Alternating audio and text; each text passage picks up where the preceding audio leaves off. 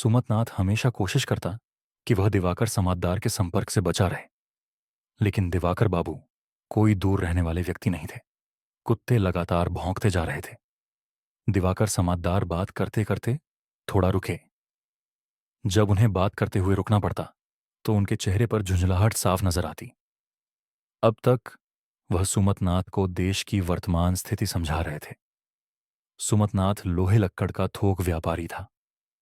मोहल्ले के छुटभइये नेताओं को कभी कभी चंदा देने के अलावा उसे देश की ज्यादा चिंता नहीं करनी पड़ती थी। कहाँ बम गिर रहा है, चुनाव में कितने नेता दल बदल कर रहे हैं, कौन सा दल नारी शक्ति को नमन कर रहा है, कौन किसान सम्मान की बात कर रहा है, किसने कौन सी गारंटी दी, ये सब उसकी सोच का विषय नहीं था। वो सोचता था कि कैसे अपने दुकान के स्टॉक में बिल्डिंग के सामान को और बढ़ाया जाए। चाबी, हुक, ताला, प्लास्टिक की कुंडी, खिड़की दरवाजे की चिटकनी, इन्हीं सब में उसका दिन गुजरता। सुमतनाथ हमेशा कोशिश करता कि दिवाकर समातदार की संगत से बचे, लेकिन दिवाकर बाबू कोई दूर रह सकने वाले इंसान नहीं थे। आज शाम को भी जैसे 3 डिम के डेविल अंडा कटलेट लेकर वह सुमतनाथ की दुकान खगरिया हार्डवेयर में आ धमके। खगरिया हार्डवेयर सुमतनाथ के दादाजी ने बनाया था, जो बिहार से आए थे। पत्नी के आदेश पर दिवाकर बाबू डिम के डेविल लेने तो निकले थे, लेकिन अब एक जागरूक नागरिक की तरह बोले जा रहे थे। एक देश को बर्बाद करने के लिए घटिया राजा, सोई हुई जनता और सोशल मीडिया की खींचतान ही काफी है। क्या कहते हो भाई सुमतनाथ? तराजू में कील तौलते हुए सुमतनाथ ने जवाब दिया। सही कह रहे हैं दादा, राजा और जनता ही सब नाश के जड़ हैं। देश तो एकदम खत्म हो गया। दिवाकर समातदार पहले कुछ नहीं बोले। थोड़ी देर तक उन्होंने सुमतनाथ को गौर से देखा, फिर इधर उधर देखकर बोले, सीखने की इच्छा से सुनो भाई, सुनने से ही बदलाव आता है दुनिया में। सुमतनाथ ग्राहक के लिए कील का पैकेट बनाते हुए जीभ काट कर बोला। मैं तो सुन ही रहा हूं दादा, सोशल मीडिया में तो दिन भर हजारों मुद्दों पर बहस चलती ही रहती है। दिवाकर बाबू अवाक रह गए, थोड़े निराश भी हुए, फिर भी हार नहीं मानी। गहरी सांस लेते हुए बोले, श्रीनगर की हालत के बारे में सोचो। बड़े बड़े आतंकी संगठन अपना असर बढ़ा रहे हैं। देश भर में आतंकवादी गतिविधियां बढ़ रही हैं, और हम क्या कर रहे हैं? क्या कर रहे हैं दादा? सुमतनाथ के हैरान चेहरे की ओर देखकर दिवाकर समातदार बोले, हम डिम के डेविल खा रहे हैं, बीवी का हुक्म बजा रहे हैं। अब तक दिवाकर बाबू के हाथ की ओर ध्यान नहीं गया था सुमतनाथ का। अब देखकर बोला, भाभी जी ने चॉप मंगाया था शायद। तो फिर आपको और देर नहीं करनी चाहिए दादा, भाभी जी बहुत नाराज हो जाएंगी। सुनो सुमतनाथ, कुर्सी छोड़कर जाने की बजाय और जमकर बैठते हुए दिवाकर बाबू बोले, शहर की गलियों में बहुमंजिला इमारतें ढह रही हैं। लोग मर रहे हैं जैसे चींटियां। कोलकाता के बाहरी इलाके में बैठकर कुछ उग्रपंथी एफिल टॉवर उड़ाने की योजना बना रहे हैं। और हम क्या कर रहे हैं? अपने गुस्से, भावनाओं के कमजोर झोंकों में पूरा जीवन बिता रहे हैं। छह। सुमतनाथ चुपचाप बैठा रहा, फिर उठकर गणेश जी की मूर्ति के सामने धूप जलाकर बोला, होम मिनिस्टर यानी भाभी जी नाराज हो गईं तो जान बचनी मुश्किल है दादा। आप 1 घंटे से ज्यादा से बाहर हैं। कुछ और कह नहीं वाला था। दिवाकर बाबू ने मक्खी उड़ाने के अंदाज में उसे चुप करा दिया। सियाचिन में सर्दियों में तापमान -66 डिग्री सेल्सियस तक गिरता है, और प्रति घंटे 300 किलोमीटर की रफ्तार से बर्फीला तूफान चलता है। ये सब तुम्हें पता है?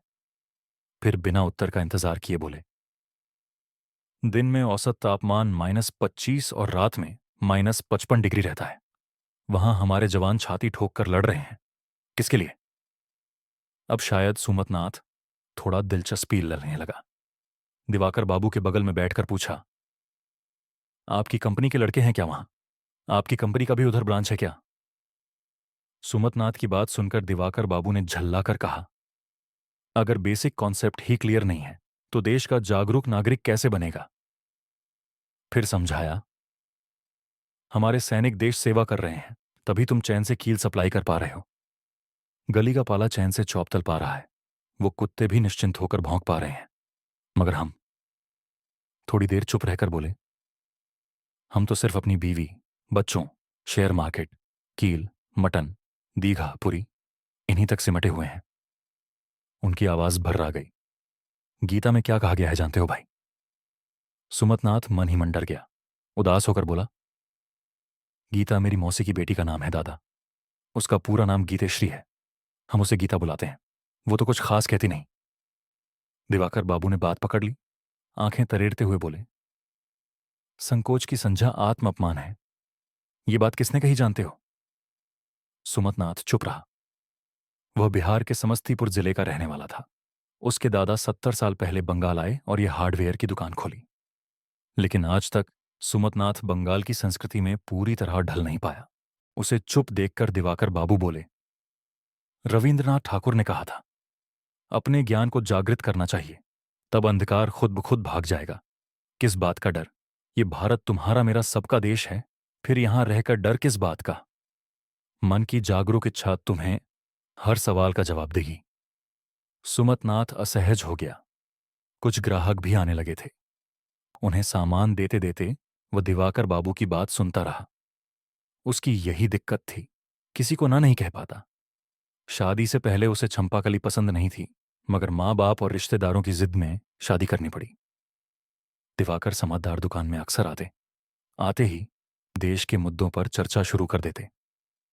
कुछ बातें सुमतनाथ की समझ में आती, पर ज्यादातर उसके 8वीं तक के ज्ञान से परे होती। उसे चुप देखकर दिवाकर बाबू बोले, गीता कहती है मन को संयमित करना जरूरी है। तप, तीर्थ और ब्रह्मचर्य से यह संभव है। मगर देखो, भगवान श्री कृष्ण की लीलाओं को सुनने का धैर्य और समय हमारे पास है ही नहीं। आज की पीढ़ी के बारे में सोचो। थोड़ी देर की खामोशी में सुमतनाथ ने दीवार की घड़ी की ओर देखा। 8:35 थे। सोचा, भाभी का खाने का वक्त हो गया होगा, लेकिन हिम्मत करके कह नहीं पाया। दिवाकर बाबू ने उसकी ओर घूरते हुए कहा, जब मैं जीवन मुक्ति का उपाय बताने जा रहा हूं, तुम घड़ी की ओर बार बार झांक रहे हो। मतलब मन को संयमित नहीं कर पा रहे। हमारे चारों ओर लालच है। भोग ही जीवन नहीं है। त्याग, सहनशीलता और करुणा ही असली पूंजी है। फिर डिम का डेविल टेबल पर रखते हुए बोले, गीता को सही समझना है तो हमें भी अर्जुन की तरह श्री कृष्ण की सभी बातों को स्वीकारना होगा। अब सवाल है, उनका भाषण और बढ़ने से पहले ही कुत्ते जोर से भौंकने लगे। आसपास के तमाम कुत्ते दुकान के सामने आ झुट्टे और जोर जोर से भौंकने लगे। सुमतनाथ दुकान से बाहर निकला, लेकिन कारण समझ नहीं पाया। दिवाकर बाबू भावहीन चेहरे से उन्हें देख रहे थे। सुमतनाथ के बैठते ही बोले, महाभारत में भी कुत्ते का जिक्र है, शायद तुम्हें पता नहीं। महाभारत में कुत्ता? हाँ, ऐसा ही नरिकुत्ता। दिवाकर बोले, पांडव जब राज्य त्याग कर हिमालय की ओर अंतिम यात्रा पर निकले, उनके साथ एक कुत्ता भी था। सच में? सुमतनाथ ने लंबी सांस छोड़ी। कुत्ता जरूर युधिष्ठिर को बहुत प्यारा रहा होगा। बात को अनसुना कर दिवाकर बोले, वह कुत्ता धर्मराज के रूप में प्रकट हुआ और इंद्र के रथ पर युधिष्ठिर स्वर्ग चले गए। तभी करीब 10 कुत्ते जोर जोर से दुकान की ओर देखकर भौंकने लगे। उन्हें देखकर दिवाकर बोले, कुत्ते भविष्य की आहट लाते हैं। कोई अशुभ आत्मा हो या कोई मरने वाला हो, कुत्ते समझ लेते हैं, तभी वे भौंकते हैं। लेकिन यहां क्या हो रहा है? सुमतनाथ थोड़ा आत्मविश्वास से बोला, मैंने सुना है कि कुत्तों की सूंघने की शक्ति बहुत तेज होती है। चोर, डाकू, हत्यारे किसी को भी देखें तो भौंकते हैं। मगर हमारे मोहल्ले में ऐसा कोई है क्या? कुछ कहने ही वाले थे दिवाकर बाबू, तभी फोन बजा। उठाते ही पत्नी की झल्लाई हुई आवाज आई, एक काम देकर चैन नहीं, जहां जाओ वहीं जम जाते हो। मैं रात के खाने में डेविल खाऊंगी। हड्डी पसली तोड़ दी मेरी। हां हूं करते हुए दिवाकर बाबू ने फोन बंद कर जेब में रख लिया। सड़क पर उतरते ही कुत्ते उनकी ओर दौड़े, लेकिन अब दिवाकर बाबू का ध्यान उन पर नहीं था। वो मन ही मन सुमतनाथ की आखिरी कही बातों को सोच रहे थे। क्या उसे कुछ पता चल गया? कैनिंग स्ट्रीट की एक मारवाड़ी फर्म में काम करने वाले दिवाकर समाददार मौका मिलते ही चुपचाप 5-7 हजार जेब में रख लेते थे। मालिक के भरोसे का फायदा उठाकर उन्होंने 10 साल में लाखों रुपए हथिया लिए थे। आज भी उनकी जेब में 500 के 10 नोट थे। क्या सुमतनाथ को इसका आभास हो गया? क्या उसने संकेत में कुछ कहा? इतनी सारी ज्ञान की बातें क्या सब बेकार चली गईं? कुत्ते अब और नहीं भौंक सके।